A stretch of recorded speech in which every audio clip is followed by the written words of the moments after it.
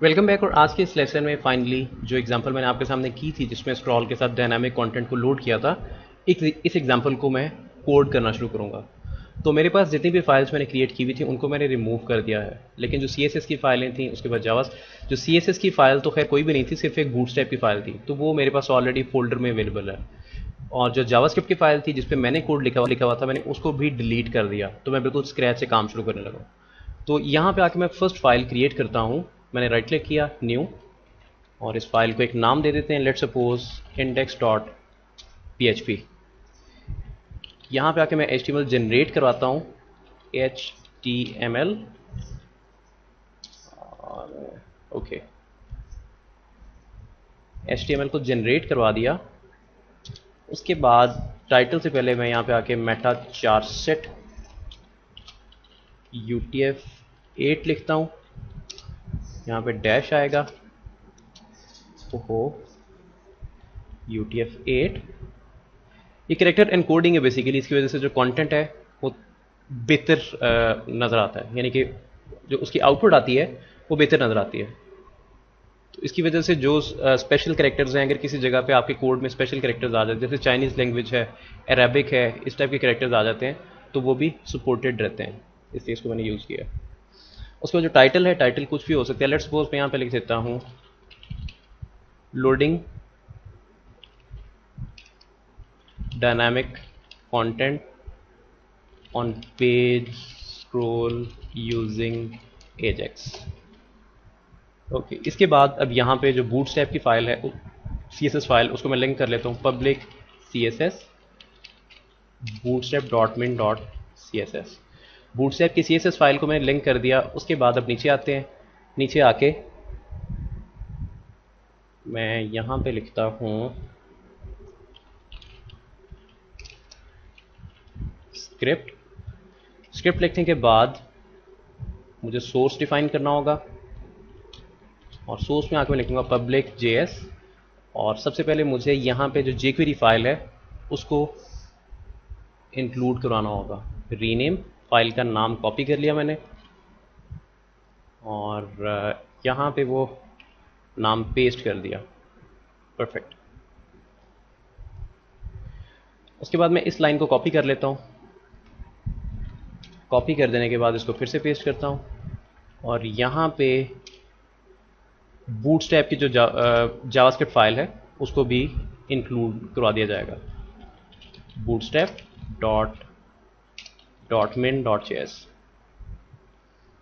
और उसके बाद लास्ट स्क्रिप्ट टैग, जो लास्ट स्क्रिप्ट टैग है इस पर मैं एक और फाइल इंक्लूड करवाना चाह रहा हूँ। ये फाइल भी मैं क्रिएट करने वाला हूँ, और फाइल का नाम होगा script.js। script.js के नाम से मैं फाइल क्रिएट कर रहा हूँ, और इस फाइल पे मेरा कोड आएगा असल में। इससे पहले यहाँ पे जो मैं कंटेंट शो करवाना चाह रहा हूँ, उस पर्पज़ के लिए मैं आके लिखता हूँ div.container, और इसके अंदर एक हेडिंग आ जाएगी h1।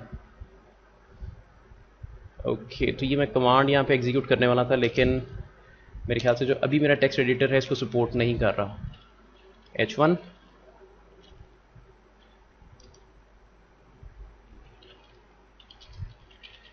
Content, dynamic content.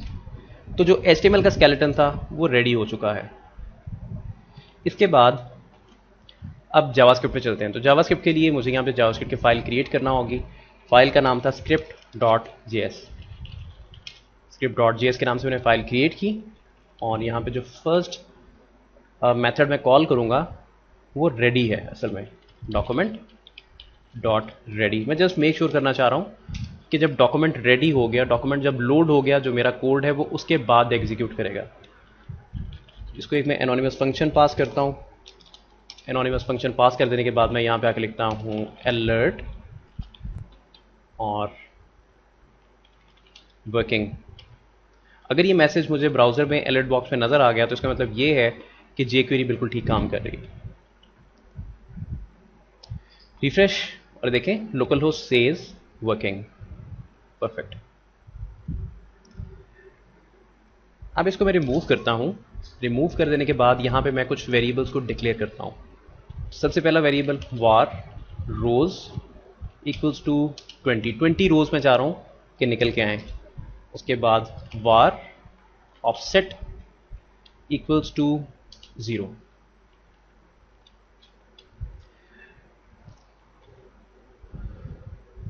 रोज के नाम से वेरिएबल डिक्लेयर किया, मैंने उसको एक वैल्यू असाइन कर दी। उसके बाद मैंने एक वेरिएबल डिक्लेयर किया ऑफसेट के नाम से और मैंने उसको भी वैल्यू असाइन कर दी। उसके बाद मुझे यहाँ पे कुछ और काम भी करना होंगे। और काम क्या है, मैं अभी उनकी तरफ आता हूँ। तो उससे पहले पहले मुझे एक काम करना पड़ेगा। वो काम क्या है, मैं यहाँ पे आके लिखता हूँ लोड कंटेंट। लोड कंटेंट के नाम से मैंने एक यहाँ पे फंक्शन को कॉल किया। ये फंक्शन अभी मैं क्रिएट करने वाला हूँ, अभी मैंने इसको क्रिएट नहीं किया हुआ। तो इसको मैं 3 वैल्यूज पास करूंगा। जो फर्स्ट वैल्यू है वो है डॉक्यूमेंट, सॉरी, इसको जो फर्स्ट वैल्यू है पास करूंगा वो असल में रेफरेंस है। किसका रेफरेंस है? इस कंटेनर का रेफरेंस है, क्योंकि जितना भी कंटेंट आएगा इस कंटेनर के अंदर आएगा। तो इस कंटेनर को मैं सिलेक्ट करना चाह रहा हूं इसकी क्लास की मदद से। तो इसको मैं सिलेक्ट कैसे करूंगा? सिंपली मैं यहां पे आके लिखूंगा सिंगल या डबल कोट्स डॉट कंटेनर। इसका रेफरेंस जो लोड कंटेंट के नाम से फंक्शन होगा उसको मैं सेंड कर रहा हूं, उसको मैं पास कर रहा हूं। उसके बाद मैं यहां पे आके लिखूंगा ऑफसेट और यहां पे आके रोज लिखूंगा। अब नीचे चलते हैं, क्विकली जाके जो ये फंक्शन है इसको मैं क्रिएट कर लेता हूं। फंक्शन लोड कंटेंट और मैं यहां पे आके लिखता हूं कंटेनर ऑफसेट रोज। अब इस जगह पे इस फंक्शन के अंदर आके मैं एजेक्स रिक्वेस्ट को जनरेट करूंगा। अब वो देख लेते हैं एजेक्स रिक्वेस्ट किस तरह की होगी। उस पर्पज के लिए मैं लिखूंगा $.get। तो मैं गेट मेथड यूज कर रहा हूं। असल में जो एजेक्स का गेट मेथड है मैं इसको यूज कर रहा हूं। यहां पे रिक्वेस्ट जनरेट होगी। ये रिक्वेस्ट कहां पे जाएगी, किस फाइल पे जाएगी? फाइल का नाम होगा data.php। उसके बाद जो पीछे से डाटा आ रहा है मैंने उसको आगे सेंड भी करना है। उसमें ऑफसेट है और उसके बाद रोज सेंड करना चाह रहा हूं मैं। तो यहां पे मैं एक ऑब्जेक्ट क्रिएट कर लेता हूं, उस ऑब्जेक्ट की शक्ल में आगे डाटा भेजूंगा। यहां पे आ जाएगा ऑफसेट ऑफसेट और रोज रोज। अभी जो व्हाइट कलर में आपको ऑफसेट लिखा हुआ नजर आ रहा है और व्हाइट में आपको रोज लिखा हुआ नजर आ रहा है, यहाँ पे आप कुछ भी लिख सकते हैं।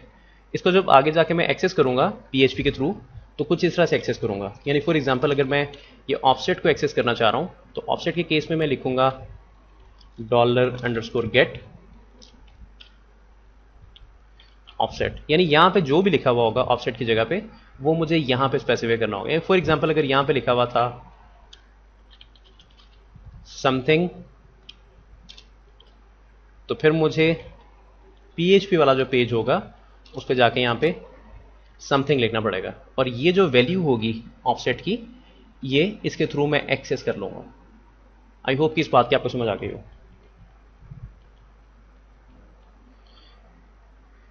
ओके, इसके बाद अब आगे कॉमा आ जाएगा और कॉल बैक फंक्शन लिख रहा हूं मैं। फंक्शन इसको बल्कि मैं चाहता हूं कि मैं लाइंस में ब्रेक कर लूं, वो ज्यादा बेहतर रहेगा।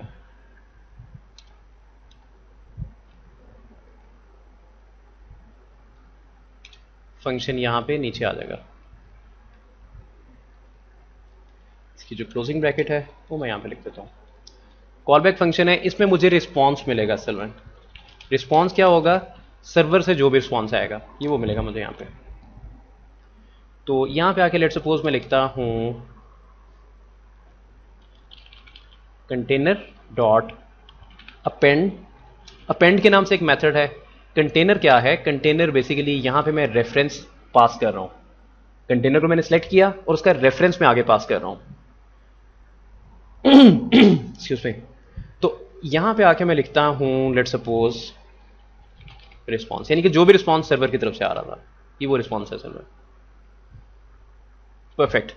इसके बाद अब मुझे क्विकली ये पेज क्रिएट करना होगा। कौन सा पेज? data.php। उस पर चलते हैं। मैंने यहां पे क्लिक किया फोल्डर पे और यहां पे आके लिखा data.php। data.php के नाम से मैंने एक पेज क्रिएट कर लिया और यहां पे आके मिसाल के तौर पे मैं लिखता हूं echo response from server. Response from server, अगर ये मैसेज मेरे वेब पेज पे डिस्प्ले हो जाता है तो इसका मतलब है कि काम बिल्कुल ठीक हो रहा है। अब मैंने डॉक्यूमेंट को रिफ्रेश किया और मैं F12 की की प्रेस करता हूं अपने कीबोर्ड पे, जस्ट टू मेक श्योर कि ये प्रॉपर काम कर रहा है या नहीं। तो मेरे पास यहां पे एरर आ रहा है, uncaught reference error, container is not defined. वापस आते हैं।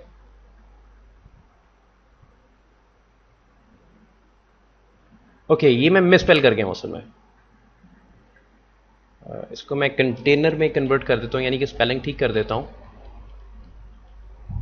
अब इसको सेव करते हैं। सेव कर देने के बाद मैं रिफ्रेश करता हूं।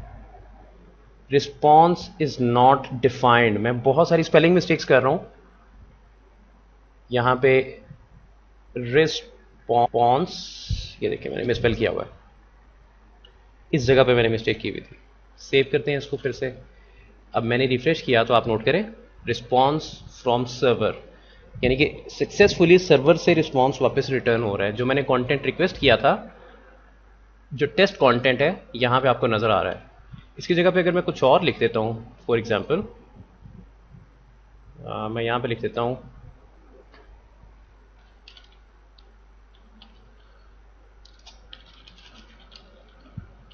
New response from server. अगर अब मैं डॉक्यूमेंट को रिफ्रेश करता हूं तो ये कंटेंट रिप्लेस हो जाएगा न्यू रिस्पॉन्स फ्रॉम सर्वर के साथ। देखें। ओके, तो अब जो data.php वाली फाइल है, यहां पे आके मुझे डेटाबेस का कोड लिखना पड़ेगा। सबसे पहले तो यहां पे एक चेक मुझे लिखना पड़ेगा, इफ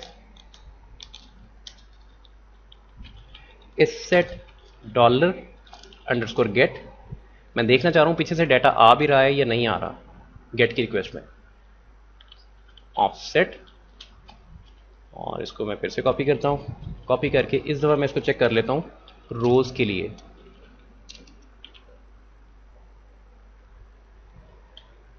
ओके, तो इसके बाद अब नीचे मैं डेटाबेस वाला काम करूंगा।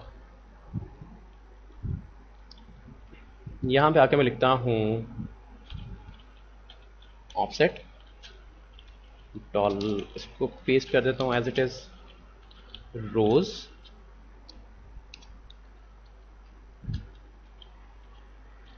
इसको पेस्ट किया और ऑफसेट को रोज के साथ रिप्लेस कर दिया। परफेक्ट। उसके बाद नीचे आते हैं, यहां पे आके मैं कनेक्शन के नाम से एक वेरिएबल डिक्लेयर करता हूं और MySQL कनेक्ट के नाम से जो फंक्शन है इसको कॉल कर लेता हूं। जो फर्स्ट पैरामीटर इसको मैं पास करूंगा वो होगा लोकल होस्ट, यानी कि होस्ट नेम। जो सेकंड पैरामीटर है वो यूज़र नेम होता है और मेरे केस में रूट है। थर्ड पैरामीटर पासवर्ड होता है, मेरा पासवर्ड कोई नहीं है, मैंने पासवर्ड सेट नहीं किया हुआ। जो फोर्थ इसका पैरामीटर होता है वो डेटाबेस नेम होता है। तो मैं यहाँ पे आके लिखूंगा test_db, क्योंकि मेरी डेटाबेस का नाम test_db है। उसके बाद नीचे आके मैं छोटा सा एक चेक प्लेस कर देता हूं, इफ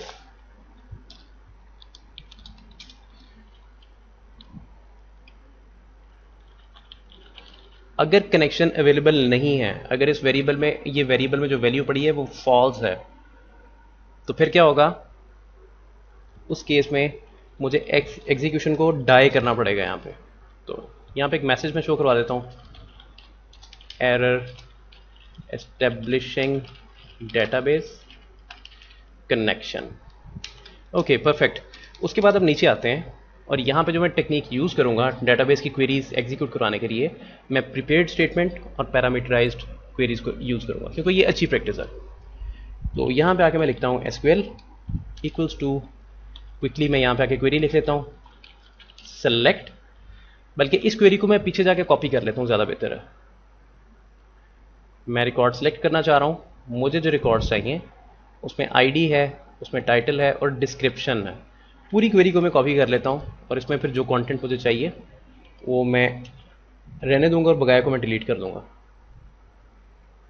इसको डिलीट कर दिया। डिस्क्रिप्शन भी चाहिए और ये और कुछ नहीं चाहिए मुझे।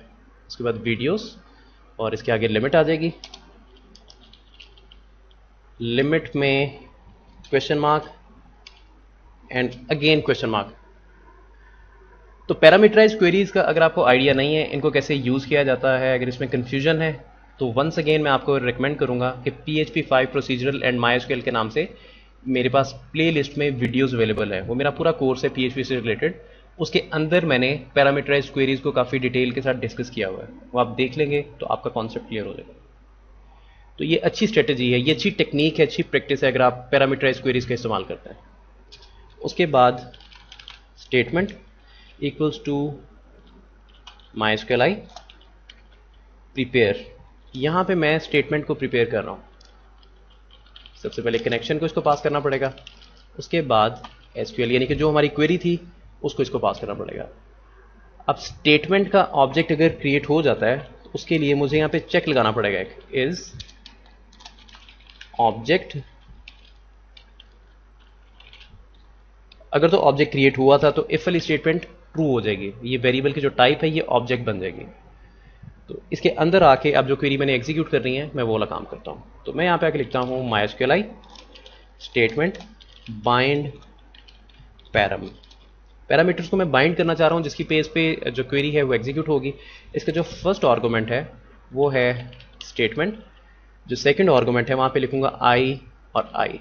आई का मतलब होता है इंटीजर, जो वैल्यूज़ मैं यहाँ पे यूज़ करना चाह रहा हूँ उनकी डाटा टाइप को मैंने यहाँ पे स्पेसिफाई किया।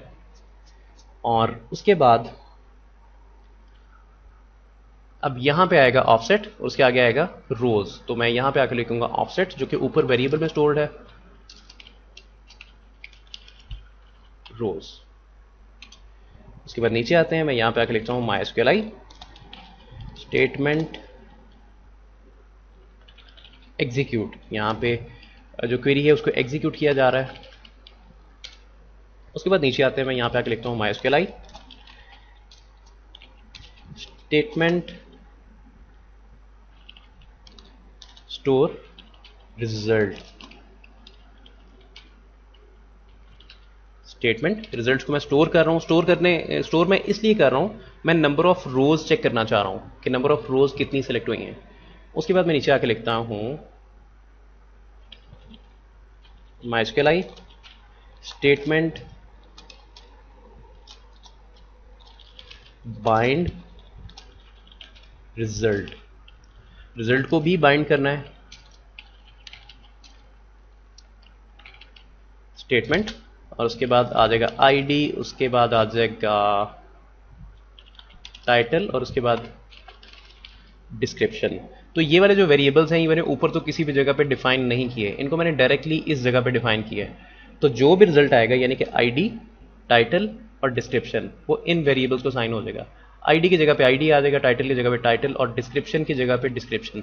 तो जो सीक्वेंस मैंने ऊपर लिखा हुआ है, जो नीचे आप वेरिएबल्स को स्पेसिफाई करेंगे, ये ज़हन में रखें कि ये सीक्वेंस मैटर करता है। सबसे पहले आईडी, उसके बाद टाइटल, फिर डिस्क्रिप्शन। अगर मैं डिस्क्रिप्शन उठा के शुरू में ले जाता हूँ तो फिर यहाँ पे जो वेरिएबल मैंने डिस्क्रिप्शन के नाम से लिखा है इसको उठा के मैं शुरू में लेके आऊँगा। ओके, इसके बाद अब मैं नीचे जाके एक चेक प्लेस करना चाहता हूँ जिसमें मैं चेक करना चाहता हूँ कि रिकॉर्ड्स निकले थे या नहीं निकले थे। मैं यहाँ पे आके लिखता हूँ if MySQLi statement num rows।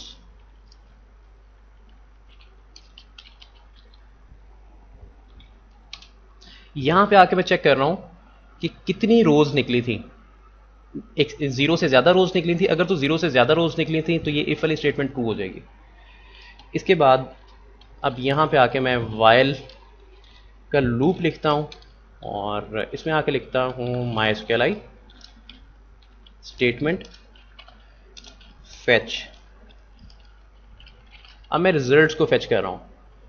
Results जैसे जैसे निकलते आएंगे उनको मैं यहाँ पे शो करवाता जाऊंगा। फॉर एग्जांपल मैं यहाँ पे आके लिखता हूँ एको, आईडी है और उसके आगे मैं ब्रेक टैग यूज़ कर लेता हूँ, उसके आगे टाइटल है, उसके आगे फिर से ब्रेक टैग और उसके आगे डिस्क्रिप्शन है। अब इसको सेव करते हैं और देखते हैं कि क्या ये रिजल्ट हमें ठीक से नज़र आता है या नहीं नज़र आता।